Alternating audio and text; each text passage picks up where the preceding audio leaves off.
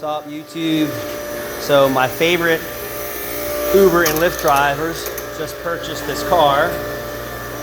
So we had to retire their Nissan Versa with like 350,000 miles on it. The tranny finally went. It served its purpose. It was good to them. So they purchased this car. I can see that it was in an accident. It may have not been reported, but you can see the different colors here, and I'm going to show you the undercarriage. You can see here where the wheel actually went back and hit here, but they didn't wind up servicing this part. It's got some bent struts, some strut noise, and we had a crushed oil pan.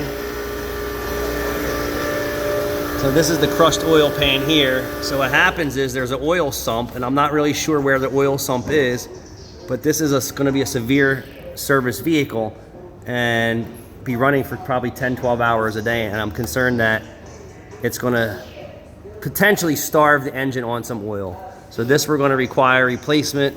This over here has a slight dent in it. We're not overly concerned with this part here. The valve body's under here. I'm sure the filter is, so there's a little cushion.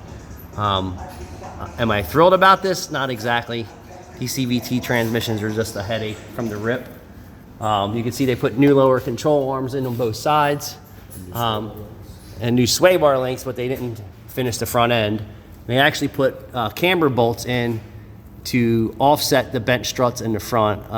If they would have just put struts in it and had an alignment done, they wouldn't need the camber bolt kit. Yep.